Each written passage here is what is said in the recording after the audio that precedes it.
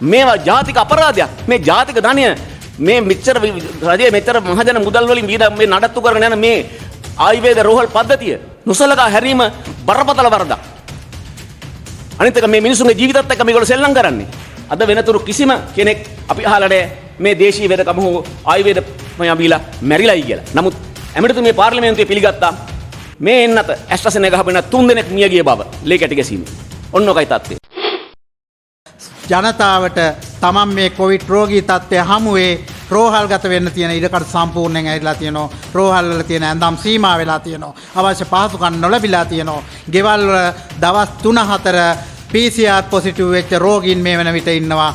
එතකොට මේක බරපතල තත්ත්වයක්. හෙට දවසේ මැරෙන හැම මිනිහෙකුගේම ජීවිතය සම්බන්ධයෙන් සෞඛ්‍ය අධ්‍යක්ෂ ජනරාල්වරයා වගකිය යුතුමයි. මං හිතනවා මේකට නිසි පියවරක් ගන්නා තෙක් අපි ජනතාව වෙනුවෙන් සෞඛ්‍ය සේවාවක් හැටියට ඒ වගේම මේ රටේ ජනතාවට සේවා සපයන කණ්ඩායමක් හැටියට අපි මේ විද්වත් සංවිධානය හැටියට අරගලය කිරීම සූදානම්. අවුරුදු 10 ගණක් මේ රට ආරක්ෂා කරපු මේ දේශීය වෙදකමේ වෛද්‍යවරු කෑ ගගහා කියනවා අපි ගාව බෙහෙත් තියෙනවා. ඒ වෛද්‍ය ක්‍රම අනුව ඕනෑම රෝගයකට මෙවැනි රෝගයකට පහසු බෙහෙත් තියෙනවා. උන්ගේ හැටියට මේක ඉතාමත් සුළු රෝගයක් මේ කොරෝනා රෝගය. නමුත් ඔවුන්ට ඒ සඳහා ඉඩ දෙන්නේ නැහැ. අගමැතිතුමා අපි ඉදිරියේ පැහැදිලිවම සෞඛ්‍ය ඇමතිතුමියට කිව්වා මේ දේශීය වෛද්‍යවරුන්ට බෙහෙත් කරන්න අවස්ථාව දෙන්න. එතුමා පුදුමයටපත් වුණා ඒ අවස්ථාව නැහැයි කියලා දැනගෙන. ඇයි මේ අගමැතිතුමා කියද්දිත් මේ අවසර දෙන්නේ නැත්තේ? ලෝක සෞඛ්‍ය සංවිධානයේ පිළිගැනීමක් තියෙනවා යම්කිසි රටක පාරම්පරිකව දේශීයව පැවතෙන වෛද්‍ය ක්‍රම තියෙනවා නම් ඒවා නීති අනුකූල නොවුනත් ඒවා අනුව කටයුතු කරන්න ඒ දේශයට ඉඩ තියෙනවා.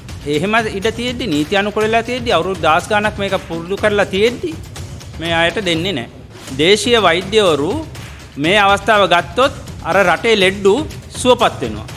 මේ මැරෙන මිනිස්සු මේගොල්ලෝ පැහැදිලිව කියනවා ડોක්ටර් පැහැදිලිව කියනවානේ මේ බේරන්න පුළුවන් කියලා. අනිවාර්යෙන් බේරන්න පුළුවන්. එහෙමනේ අනිවාර්යෙන් බේරන්න පුළුවන්.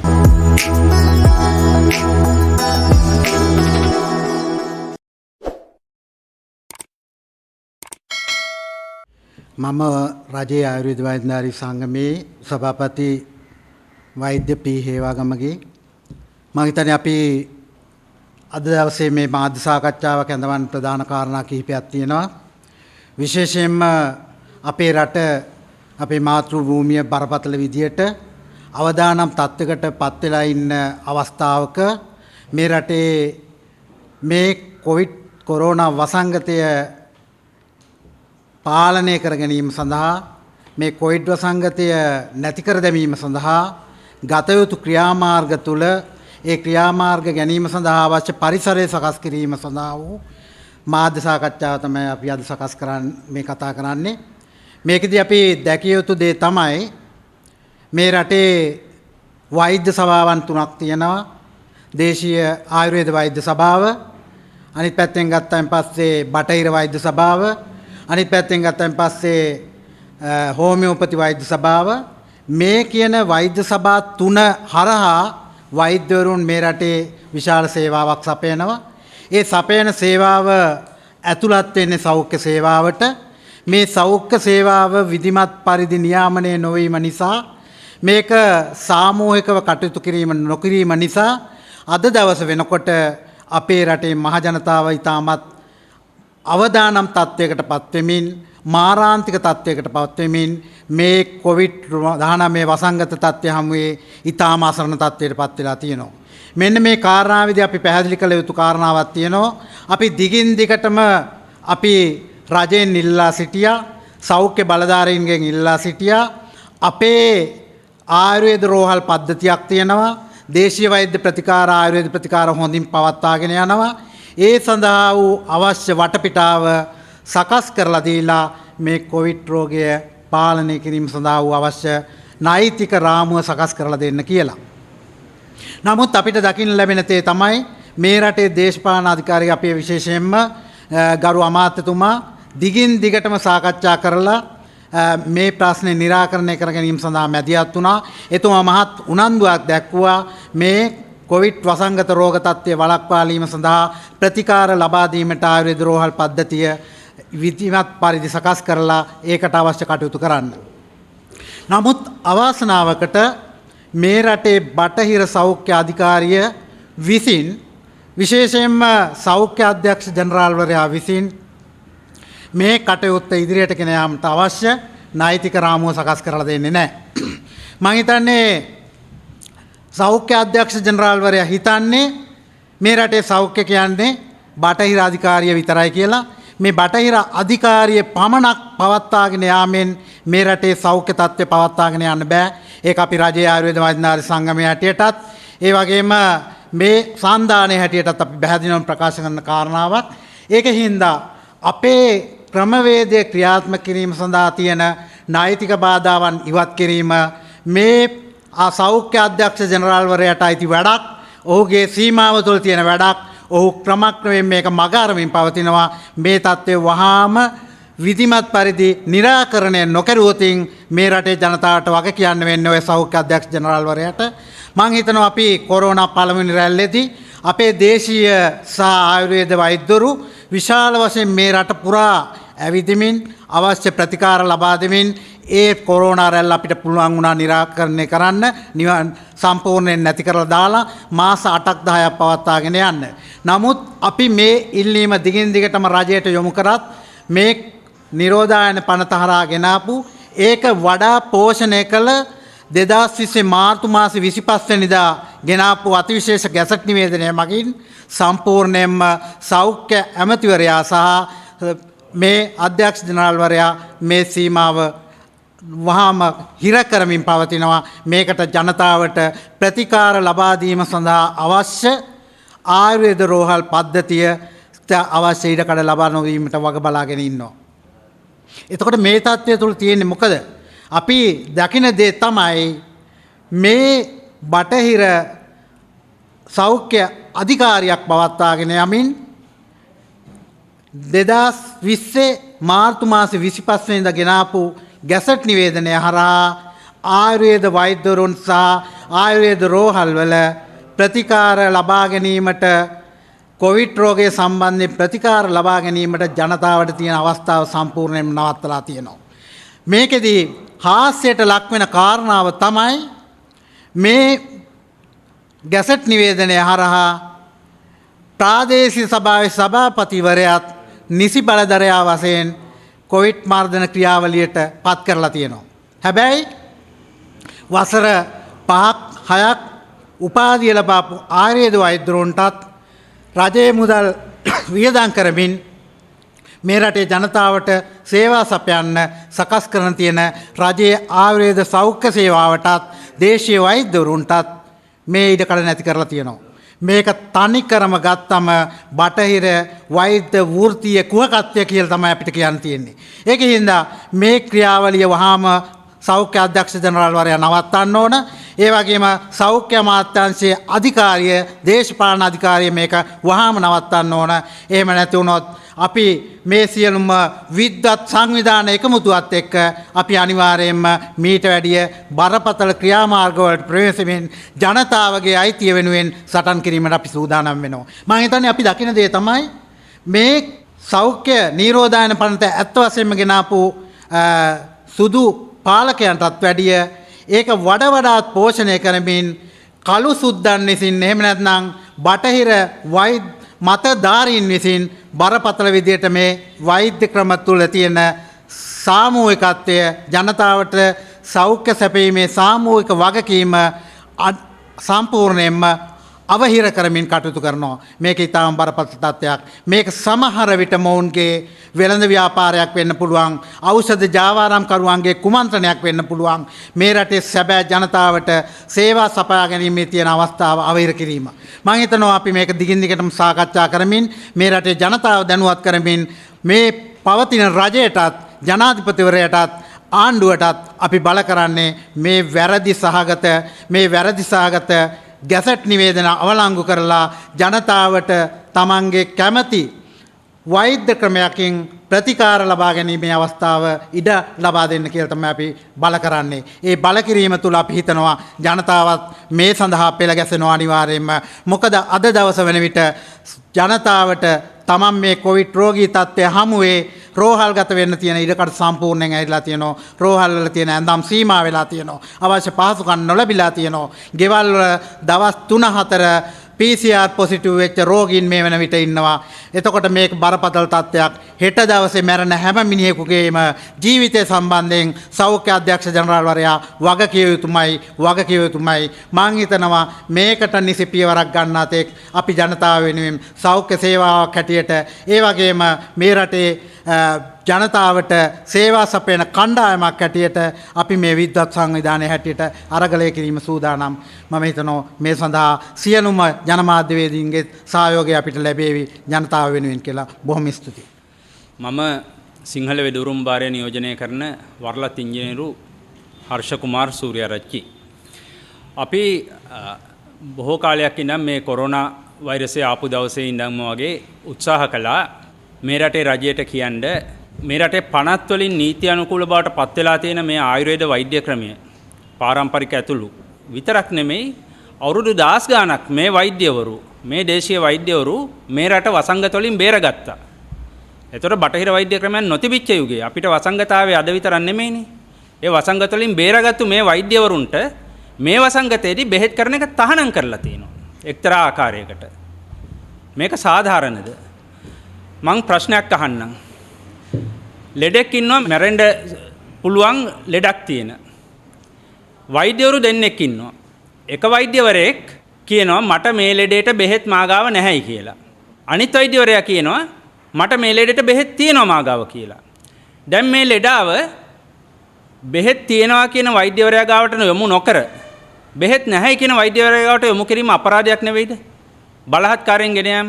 අවුරුදු 10 ගණනක් මේ රට ආරක්ෂා කරපු මේ දේශීය වෙදකමේ වෛද්‍යවරු කෑ ගගහා කියනවා අපි ගාව බෙහෙත් තියෙනවා. ඒ වෛද්‍ය ක්‍රම අනුව ඕනෑම රෝගයකට මෙවැනි රෝගයකට පහසු බෙහෙත් තියෙනවා. උන්ගේ හැටියට මේක ඊටමත් සුළු සම්ප්‍රතිශා තත්වයකින් බේරා ගන්න පුළුවන් රෝගයක් මේ කොරෝනා රෝගය. නමුත් ඔවුන්ට ඒ සඳහා ඉඩ දෙන්නේ නැහැ. අපේ වේවගම වෛද්‍යතුමා පැහැදිලි කරලා දුන්නා කොහොමද අර ගිය අවුරුද්දේ මාර්තු මාසයේ නිකුත් කරපු ගැසට් නිවේදනයෙන් මේක තහනම් කරලා තියෙන්නේ.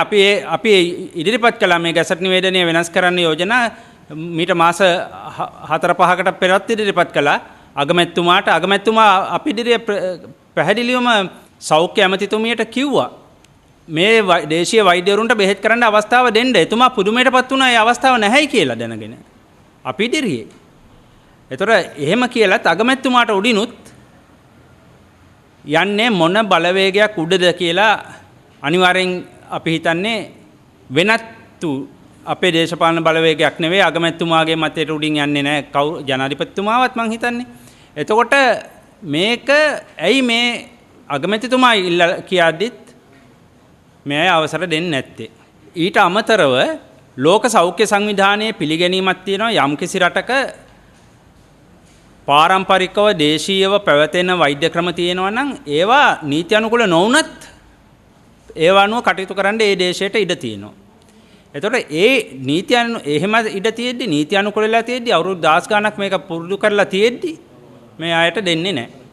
අපි නැවත නැවත කියනවා මේ අයට ඒ අවස්ථාව ලබා දෙන්න. අපේ දේශීය වෛද්‍යවරුන්ට ඒ අවස්ථාව ලබා දෙන්න. මක්නිසාද දේශීය වෛද්‍යවරු මේ අවස්ථාව ගත්තොත් අර රටේ ලෙඩ්ඩු සුවපත් වෙනවා. මේ මැරෙන මිනිස්සු මේගොල්ලෝ පැහැදිලිව කියනවා වෙද මහත්තයා ડોක්ටර් පැහැදිලිව කියනවානේ මේ බේරන්න පුළුවන් කියලා. අනිවාර්යෙන් බේරන්න පුළුවන්. එහෙමනේ අනිවාර්යෙන් බේරන්න පුළුවන්. මේ සියලුම වෛද්‍යවරු කියනවා මේ ලෙඩ්ඩු බේරන්න පුළුවන් මැරෙන්න ඕනේ නැහැ. ඊටමත් සරල සම්ප්‍රතිශා තත්ත්වයෙන් බේරත හැකි. කොටිම කිව්වොත් ඒගොල්ලෝ අසාධ්‍ය තත්ත්වයට යන්නෙත් නැහැ හරියට ප්‍රතිකාරයක් කළොත්. නමුත් ඒකට ඉඩ දෙන්නේ නැහැ. මුළු ලෝකෙම ලෝක සෞඛ්‍ය සංවිධානයේ ප්‍රමුඛ සියලුම බටහිර වෛද්‍ය ආයතන කියනවා බටහිර වෛද්‍ය ක්‍රමයට බෙහෙත් නැහැයි කියලා. නමුත් එතෙන්ටම යවනවා.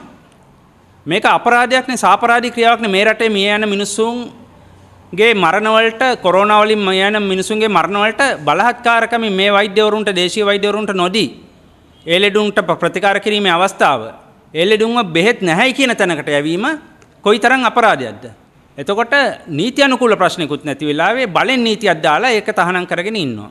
මම හිතන්නේ මේ සාපරාධී තත්ත්වයෙන් තත්ත්වය ගැන මතු කිරීම රට ජාතියට හෙළි කිරීම ඔබතුමන්ලාගේ යුතුයකම මාධ්‍ය යුතුයකමක් සමාජයේ යුතුයකමක් ඒ සඳහා ඉදිරිපත් වෙන්න දැන් වැක්සින් ගේනවා. නමුත් වැක්සින් වලින් අපි දන්නේ අනාගතයේ මොන ප්‍රතිඵල එයිද කියලා. ඒ බාහිර රටවල් වල යුරෝපීය රටවල් වලට ඉතින් වෙන ක්‍රමයක් නැහැ. මේ දේශීය වෙද මහතුරු නැහැ ඒ රටවල් වල. ඒ අයට තියෙන ක්‍රමය අනුව ඒගොල්ලෝ කරනවා. හැබැයි අපිට මේ ක්‍රමයක් තියෙද්දි අපි ඒකට ඉඩ නොදී අර තත්ත්වය ගෙනියනවා. ඉන්දියාවේ මම ඉන්දියාව ගැන කියන්නම්. ඉන්දියාවේ අද මේ තත්ත්වයටපත් උනේ ඇයි? ওই තරම් පාරම්පරික දේශීය වෛද්‍ය ක්‍රම තියෙද්දි ඉන්දියානු රජය පසුගිය කාලේ දිගටම පාරම්පරික වෛද්‍ය ක්‍රම මිත්‍යාවක් යයි කියන ප්‍රකාශ සෞඛ්‍ය අමාත්‍යාංශයෙන් එහි නිකුත් කළා. ඒ නිකුත් කිරීම තුළ ඒ ජන සමාජය තුළ ඒ විශ්වාසය බිඳ වැටුණා. ඒ බිඳ වැටීම ප්‍රධාන හේතුවක් වුණා. අපි විශ්වාස කරනවා ඒ රට මේ ප්‍රශ්නට ඇති වෙන. නමුත් බැලුවොත් 1 මිලියනයකට මිය යන සංඛ්‍යාව ගත්තොත් පහුගිය දින 7ේදී ඉන්දියාවට වඩා නරක රටවල් 50 ගණක් ඉන්නවා ලෝකේ. අපි මේ දකින්නේ වැරදි පින්තූරයක්. ලක්ෂ 10කට මිය යන පිරිස ගත්තොත් ඉන්දියාවට වඩා නරක රටවල් ලෝකේ 50 ගණක් ඉන්නවා. ඒතර රෝගේ බෝ වෙන තත්ත්වය ගත්තොත් ඉන්දියාවට වඩා නරක රටවල් 30 ගණක් තියෙනවා. එතකොට අපි මේ තත්ත්වයක් ඇති වෙන්න ඕනේ නැහැ. මෙහෙම තත්ත්වයක්වත් ඇති වෙන්න ඕනේ නැහැ. මේ වෛද්‍යවරුන්ට අවස්ථාව දුන්නොත් මේ වෛද්‍යවරුන්ගේ වෛද්‍ය ක්‍රමය බටහිර වෛද්‍ය ක්‍රමයට වඩා වෙනස්. එතකොට මාධ්‍යත් උපයෝගී කරගෙන নানা ප්‍රකාර ආකාරයේ පහර ගැසීම් කරනවා. මේ පහර ගැසීම් කරන්නේ කාටද? ජනතාවට බෙහෙත් කරන්න ඉදිරිපත් වෙන වෛද්‍යවරුන්ට. සමහර වෛද්‍යවරු කියනවා මම බෙහෙත් කරන්නම් බෙහෙතෙන් හොඳ වුණේ නැත්නම් මං කෝච්චියට බෙල්ල තියන්නම් කියලා. එහෙම කියන වෛද්‍යවරු ඉන්න අවස්ථාවක පාරම්පරිකව අවුරුදු 10 ගාණක් ඒ වෛද්‍ය ක්‍රමයේ පුරුදු පුහුණු කරපු රටක නීත්‍යානුකූලව වළංගු වෙච්ච රටක ඒකට ඉඩ දෙන්නේ නැහැ. ඉතින් දැන් මේ දවස්වල කියනවා අර ධම්මික මහතාගේ බෙහෙත ඉදිරියට ගත්තා. ධම්මික මහතාගේ බෙහෙත ඉදිරියට ගැනීම තුලත් ඒ බෙහෙත වැරදි කියලා අපි කියනව නෙවෙයි. නමුත් ඒ ඉදිරියට ගැනීම මේ වෛද්‍යවරුන් බෙහෙත් 100 ගාණක් ඉදිරිපත් කරලා තියෙද්දි ඒ බෙහෙත ඒවා ගැන කතා නොකර ඒවට අවස්ථාව නොදී අර බෙහෙතක් ඉදිරියට ගත්තා. හැබැයි ඒ බෙහෙත වැඩ කරනවා. ඒක හොඳයි. නිවැරදි බෙහෙතක්. නමුත් ඒකට පහර ගන්නවා. දැන් බටහිර වෛද්‍යවරු දෙපාරක් පරීක්ෂා කරලා දැන් තුන්වෙනි පාර කරන පරීක්ෂාව අසාර්ථකයි කියලා දැන් ප්‍රචාරයක් යවනවා. අපි හොයලා බලනකොට 68 දෙනෙකුට බෙහෙත දීලා තියෙනවා. ඒ 68 දෙනාම සුව වෙලා තියෙනවා. 68 දෙනෙකුට බෙහෙත දීලා 68 දෙනාම සුව වුණා නම් ඒක අසාර්ථක වෙන්නේ කොහොමද? එතකොට තවත් අපි ඒකට සමාන්තර තව 68 දෙනෙකුට බෙහෙත නොදුන්නාද නැත්නම් බටහිර බෙහෙත දුන්නාද කියලා අපි දන්නේ නැහැ. නමුත් බෙහෙත නොදුන්නා නම් ඒ 68 දෙනාත් සුව වුණත් අර 68 දෙනා සුව වෙච්ච නිසා අසාර්ථක බෙහෙත නෙවෙයි අසාර්ථකේ පරීක්ෂණය. එතකොට අසාර්ථක පරීක්ෂණයක් ඉදිරිපත් කරලා බෙහෙතක් අසාර්ථකයි කියන එක අසාධාරණයි. එහෙම අසාධාරණයි කියනවා නම් අපි ගමු බටහිර වෛද්‍ය ක්‍රමෙන් බෙහෙත් අරගෙන හොඳටම ප්‍රතිඵල ලැබපු 68 දෙනෙක් ඒ 68 දෙනා සුව වෙලා තියෙනවා. එතකොට මේ පරීක්ෂණයේ බෙහෙත් නොදීපු 68 දෙනෙක්කුත් සුව වෙලා තියෙනවා.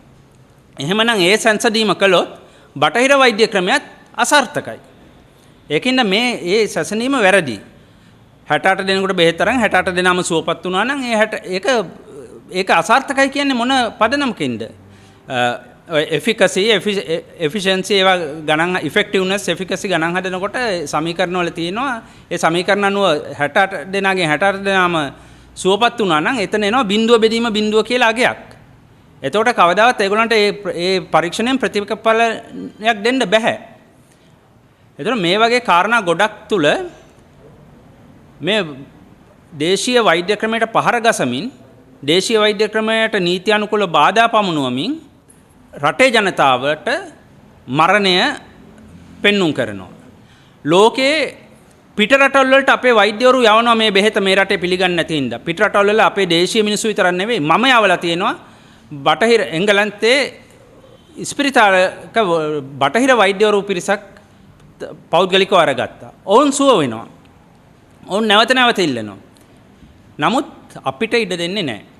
ඒකින්ද මම කාරුණික නැවතත් මතක් කරනවා රජයටත් අදාළ බලධාරීන්ටත් මේ දේශීය වෛද්‍යවරුන්ට බෙහෙත් කරන්න ඉඩ දෙන්න කියලා අගමැතිතුමා පවිත්‍රවන්නි ආරච්චි මැතිණියට කිව්වා. නමුත් එතුමිය ඒක කළේ නැහැ.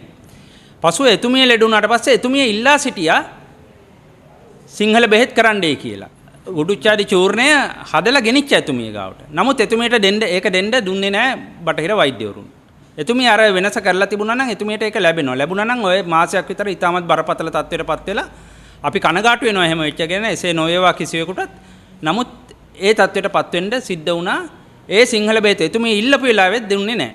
ඒතකොට සාමාන්‍ය පුද්ගලයෙක් ඉල්ලුවත් එයාටත් ඒක තමයි වෙන්නේ. ඒකින්ද දැන් වහාම වෙනස් කරන්න මේ වෛද්‍යවරුන්ට පුළුවන් මේ බෙහෙත ගන්න. අපි අත්දැකීමෙන් දන්නවා අපි වෛද්‍යවරු සමග පසුගිය කාලේ විශාල වශයෙන් ඇසුරු කළා. ඔවුන් දීලා බෙහෙත් දීලා සුව වෙන මේ රෝගේ දැනුත් අපිත් දෙනවා මේ වෛද්‍යවරුන්ගේ බෙහෙත් එක එකට ලබා දෙනවා. මේ රෝග ලක්ෂණ තියෙන අය ගෙඩෙට් වෙලා ඉඳගෙන සුව වෙනවා අපි දැකලා තියෙනවා. පිටරටවලත් එහෙම වෙලා තියෙනවා. ඒක නිසා මම නැවතත් ඉල්ලා සිටිනවා රජේනොත් සියලුම බලධාරීන්ොත් මේ නීති අනුකූල අවුරුදු 10 ගණක් වසංගත වලින් මේ රට බේරාගත්තු ලෝක සෞඛ්‍ය සංවිධානයත් අවසර දීලා තියෙන මේ වෛද්‍ය ක්‍රම වලට ඔවුන්ගේ හැකියාව පාවිච්චි කරලා කොරෝනා රෝගය සුවපත් කිරීමට නීතිමය වශයෙන් බලහත්කාරයෙන් දාලා තියෙන බාධා ඉවත් කරලා පහසුකම් සලසා දෙන්න කියලා. වාණ්ඩාගාරික රජයේ ආයුර්වේද වෛද්‍ය නිලධාරී සංගමය විශේෂයෙන්ම මේ වෙනකොට කොරෝනා හැදිච්චි කොරෝනා පොසිටිව් වෙච්ච රෝගීන් විශාල ප්‍රමාණයක් ඔවුන්ට ප්‍රතිකාර ගන්න ප්‍රතිකාර මධ්‍යස්ථාන ඉඩකඩ නැතුව ගෙවල් වල හිර වෙලා ඉන්නවා. ඒගොල්ලෝ ඊටාම බයෙන් ජීවිතේ يعني මරණය ජීවිතයේ අතර සටනක් වගේ තමයි ඉන්නේ. ඉතින් මේ අවස්ථාවේ විශේෂයෙන්ම අපි මතක් කරන්න ඕන ප්‍රජා සෞඛ්‍ය වෛද්‍ය නිලධාරීන් හැටියට අපේ ආයුර්වේද වෛද්‍ය නිලධාරීන් නිවෙස් වලට ගිහිල්ලා ඔවුන්ගේ ජීවිතයේ තියෙන බය ඇරලා ඔවුන්ට ඖෂධ දීලා ඔවුන්ට තියෙන ජීවිත අවදානම අපි ඇත්තටම ජීවිතයේ තියෙන අවදානම අවම කරනවා මේ වෙනකොට ප්‍රජා සෞඛ්‍ය වෛද්‍යවරු. අපේ ප්‍රජා සෞඛ්‍ය වෛද්‍ය නිලධාරීන් මේ වෙලාවේ අති දැවන්ත ඒ කියන්නේ ජීවිත හානිය ජීවිතයේ මරණයට තියෙන බය ජීවිත මරණයට තියෙන සංකූලතා ඒ කියන්නේ ශ්වසන අපහසුතා තියෙන රෝග තත්ත්වය ඇත්තටම සමනය වෙනවා අපේ ඖෂධ වලින්. මේ වෙනකොට ප්‍රජා සෞඛ්‍ය වෛද්‍යවරු ඔවුන්ගේ නිවෙස් වලට ගිහිල්ලා ප්‍රතිකාර කරනවා. ඒ තුලින් ප්‍රතිකාර මධ්‍යස්ථාන වලට යාමේ අවශ්‍යතාවය අවම වෙනවා. ශ්වසන අපහසුතා උග්‍රව આવොත් විතරයි ප්‍රතිකාර මධ්‍යස්ථාන වලට යන්න ඕන අවශ්‍යතාවය පැන නැගෙන්නේ. නමුත් ප්‍රජා සෞඛ්‍ය වෛද්‍යවරු ගිහිල්ලා ගෙවල් නිවෙස් වලට ගිහිල්ලා ඔවුන්ගේ වේදමින් ගොඩක් වෙලාවට රජයේ සමහරලාට අවශ්‍ය පහසුකම් යටිතල් පහසුකම් ලැබෙන්නේ නැහැ. ඔවුන්ගේ පෞද්ගලික වාහනයෙන් ඔවුන්ගේ පෞද්ගලික මාස්ක් එක ඔවුන්ගේ අත්වැසුම් ඔවුන්ගේ සැනිටයිසර් පාවිච්චි කරලා ගිහිල්ලා ඔවුන්ගේ සේවය මේ වෙලාවේ ස්වේච්ඡාවෙන් වෙලාවක් බලන්න නැතුව උදේ ඉඳලා රැය වෙනකන් අපි ඊයේ හවස වෙනකනුත් ඊයේ හවස 7 වෙනකන් අපි කොරෝනා රෝගීන්ගේ ගෙවල් වලට ගිහිල්ලා ප්‍රජා සෞඛ්‍ය වෛද්‍යවරුන් හැටියට අපි ප්‍රතිකාර ලබා දුන්නා. ඔවුන්ගේ බය සහ මරණ අවදානම අපි අවම කරලා තියෙනවා මේ වෙනකොට. ඒ වගේම තමයි අපි රජයට බල කරන්නේ මේ ප්‍රාථමික සෞඛ්‍ය සංරක්ෂණයේ නිවෙස් වලට ගිහිල්ලා කරන අතරේ ඔවුන්ගේ ජීවිතය තර්ජනයක් වෙන අවස්ථාවක ප්‍රතිකාර මධ්‍යස්ථානයට යන්න විදිහක් නැහැ. ඉතින් ආයුර්වේද වෛද්‍ය ක්‍රමය තුල මෙතනම් වූ ප්‍රතිකාර ගණනාවක් තිබෙද්දී ආයුර්වේද රෝහල් වලට මේ ඉඩකඩ සලසලා දෙන්නේ නැත්තේ ඇයි?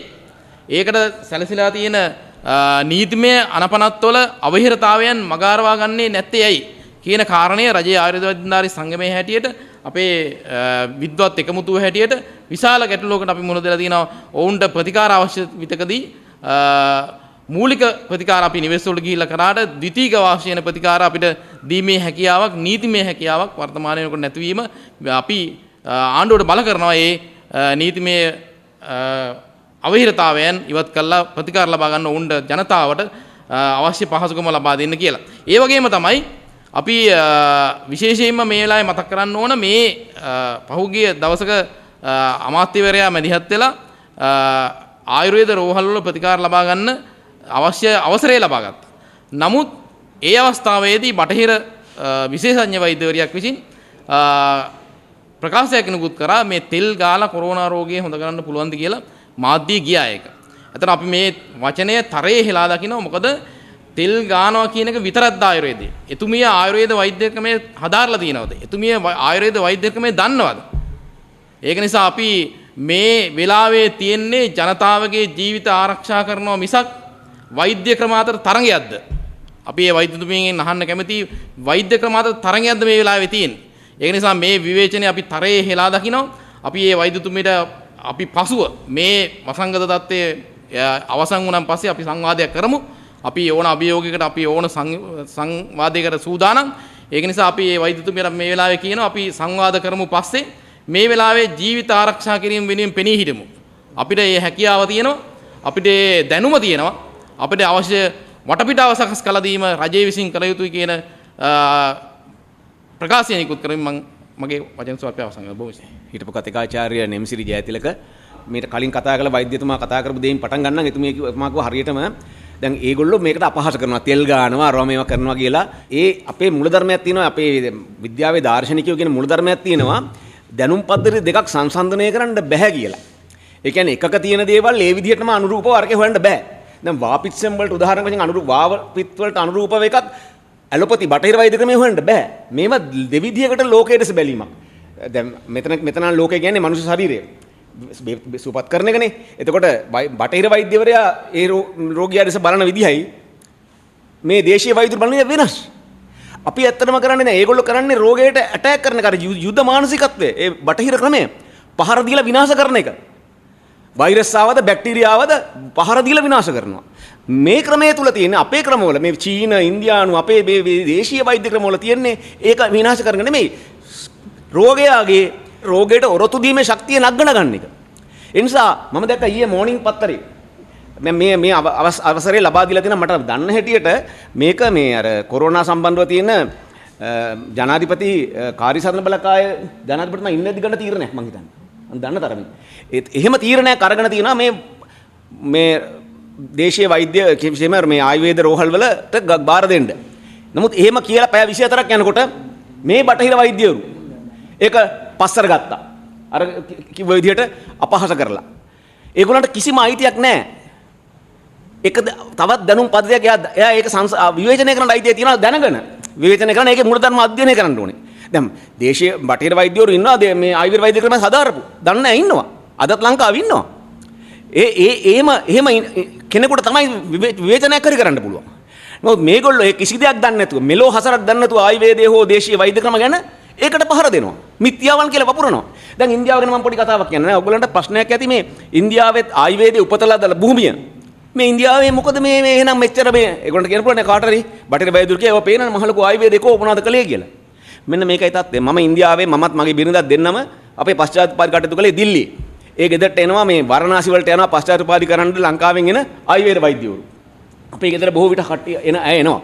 අපි හම්බෙන්න. මොකද දිල්ලියට ඇවිල්ලා යන්නේ හුඟක් අය. ඉතින් මේ ඒ හම්බෙච්චලා අපි දන්නවා අපි මෙන්න මෙහෙම ඉන්දියාවේ තත්ත්වය. ඔය දැන් බලන්න වැඩියෙන්ම ඉන්දියාවේ කොරෝනා පැතිරෙන්නේ කොහෙද? දිල්ලියේ, මුම්බායි, ඒ කියන්නේ මහාරාෂ්ට්‍ර ප්‍රාන්තයේ, හරියානා ওই වගේ ප්‍රාන්තවල. නමුත් ඒ ප්‍රාන්තවල ආයුර්වේදයේ හරියට ක්‍රියාත්මක වෙන්නේ නැහැ. ඒවා හරිම බටහිරකරණය වෙච්ච ඒවා. ඒවා දැන් මං හිතේ දිල්ලිය ගැන මම හොඳටම දන්නවා. දිල්ලියේ පාසල් කියන්නේ මධ්‍යම පන්තියේ කිසි කෙනෙක් අරින්නේ නැහැ රජයේ පාසල් වලට. ඒවට යන්නේ දුප්පත් ළමයි. ඒවා ගණන් ගන්නෙත් නැහැ. ගරා වැටෙනවා ඒවා. නමුත් හැම මධ්‍යම පන්තියේ කෙනෙක්ම සහ සුපිරියාට තියෙනවා වෙනම විශේෂ පාසල්. ඒවා කෙලින්ම මේවා යන්නේ ජාත්‍යන්තර පාසල් කියලා. ඒවා කෙලින්ම යන්නේ ඇමරිකාවටයි. ඒ ළමයි යන්නේ මේ යුරෝපෙටයි. ඊළඟ මධ්‍යම පන්තිය යන්නේ පෞද්ගලික පාසල් වලට. ඉංග්‍රීසි මාධ්‍යය ගන්න පෞද්ගලික පාසල් වලට. ඒ නිසා ඒ ප්‍රධාන නගරවල බිහි වෙන්නේ අපේ වගේ ඉන්න බටහිර ගැති මේ ආයුර්වේද වගේ දේවල් ගරහන මිනිස්සු. ඒ ඉඳ පුදුමෙන්න දෙයක් නැහැ. බලන්න කේරළේ ආයුර්වේදයේ බොහොම ක්‍රියාත්මක කරන ප්‍රදේශ තමයි කේරළය. ඒ වාරණාසිය. ඒවා බලන්න සංසන්දනය කරලා. ඒවා අඩුයි. හැබැයි තව ප්‍රශ්නයක් තියෙනවා හේ. එහේ ජනතාව අපේ ජනතාවගේ නෙමෙයි හරිම මේ කිසිම සැලකිල්ලක් නැහැ. අපේ මිනිස්සුන්ට යමක් කිව්වම ඒ අපේ සංස්කෘතියේ තියෙන ලක්ෂණයක්. හොඳ විනයක් තියෙනවා අපිට. එහෙ විනයක් නැහැ. බස් එක ගියත් විනයක් නැහැ. කකුල සීට් එකට තියන් වාඩි වෙන්නේ. ඒ නිසා ඒ ප්‍රශ්නෙත් තියෙනවා. දැන් අපි දැක්කනේ පහුගිය කාලේ අර කුඹ මේලා කරපු හැටි. එතනින් ගියාම ඒ මදිවට මේ මෝඩි අගමැතිතුමා ඡන්ද පැවැත්තුවා එයාගේ බලය ගුරගා බලන්න. ඉස්සරහට ඡන්ද සඳහා ප්‍රාන්ත නැතිවරණ පැවැත්තුවා. අපි දැක්ක කිටි කිටියේ මිනිස්සු පොර කකා හිටිය හැටි. ඊළඟට IPL තරඟ පැවැත්තුවා. ඉතින් මෙහෙම තියෙද්දි බෝ වෙන එක අහන්න දෙයක්ද? ඒක නිසා මේ වෛද්‍ය ක්‍රමයකට පහර දෙන්න එපා. මේ මිනිස්සුන්ගේ විනය ප්‍රශ්නෙකුයි සහ අපේ මිනිස්සු යති හුඟක් හොඳයි. ඒ යතින් අපේ මිනිස්සු යමක් කිව්වම අහනවා.